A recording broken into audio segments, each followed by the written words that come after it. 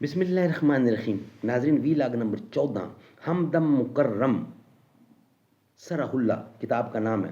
Heading آج کا تفریز یگانہ اثر ادیب محقق عالم دین فاضل نوجوان حضرت مولانا حافظ عبد الجبار سلفی دامت فیوزہم فاضل جامعہ اشرفیہ لاہور مبلغ تحریک خدام اہل سنت پاکستان، یہ ہیڈنگ ہے آج کا۔ ناظرین، یا اللہ مدد، ہمدم مکرم اس کتاب کا نام ہے۔ سرہ اللہ سیدنا ابو بکر صدیق رضی اللہ کی سیرت پر پہلی غیر منقوط تحریر۔ رائٹر اس کتاب کے حضرت مولانا مفتی محمد فاروق شاہین، حضرت مولانا مفتی محمد اعظم ہاشمی۔ ابو بکر تو ابو بکر ہے، نبی اکرم کا ہم سفر ہے۔ ابو بکر پہ ہمیں فخر ہے، وفا میں اول، سخا میں اول، اطاعت مصطفیٰ میں اول۔ دنیا فانی سے بے خبر ہے، ابو بکر تو ابو بکر ہے۔ درویش بھی سالار بھی ہے، قرآن کہے یار غار بھی ہے۔ زباں پر مومنوں کے جب بھی ذکر تاجدار آئے، تو اس کے بعد لازم ہے کہ ذکر چار یار آئے۔ ابو بکر و عمر، عثمان و حیدر، جب بھی باغباں ہوں تو پھر کیوں کر نہ باغ مصطفیٰ میں ایک بہار آئے۔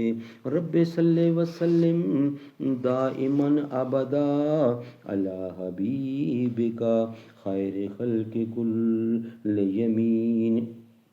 بسم اللہ الرحمن الرحیم، الحمدللہ رب العالمین، والصلاة والسلام علی سید المرسلین وعلی آلہ واصحابہ اجمعین، اما بعد۔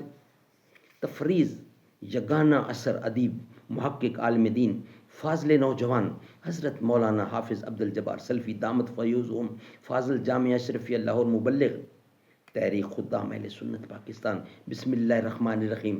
صدیق کے لیے ہے خدا کا رسول بس، بندہ کو یہ جان کر بے حد مسرت ہوئی کہ جامعہ حنفیہ تعلیم الاسلام جیلم کے استاذ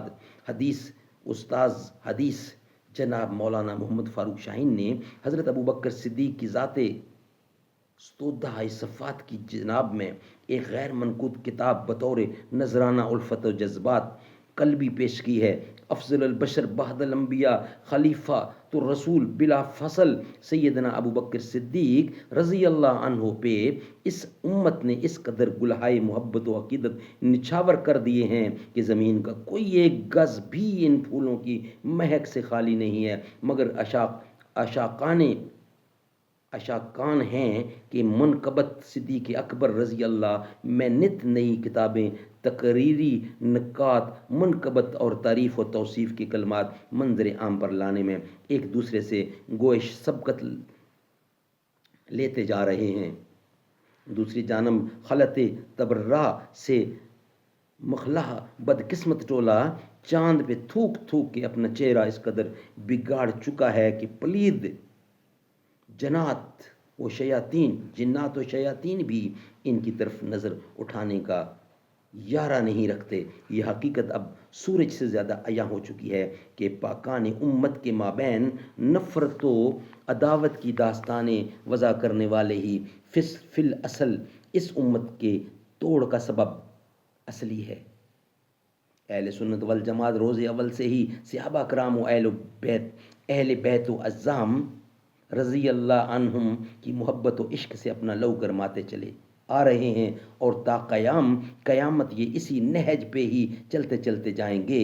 ایک فارسی شاعر نے کیا خوب کہا ہے: زہ ذات صدیق و فاروق اکبر، خوشا جام مصحف و شاہ و صفدر، بہت ظاہر چہار و بے باطن ہمہ یک، بجز احوال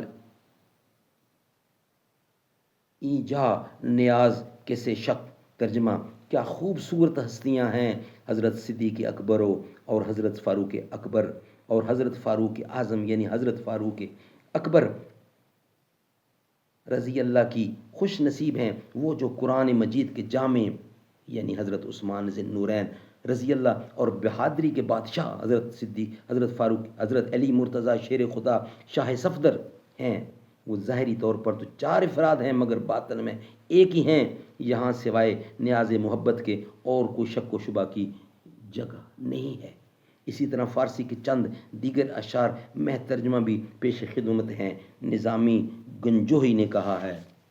ناظرین، یہ شعر ہم اگلے وی لاگ کے لیے رکھ لیتے ہیں انشاءاللہ۔ وی لاگ نمبر 15 میں ہمیں آپ کے سامنے رکھیں گے، وی لاگ نمبر 15 اور صفحہ نمبر صفائی میں صفحہ نمبر 27 آپ کے سامنے رکھیں گے۔ یہ وی لاگ ہم یہاں ہی بند کر رہے ہیں۔ صحابہ کے دامن میں آ کر تو دیکھو، ملے گا سکون آزما کر تو دیکھو۔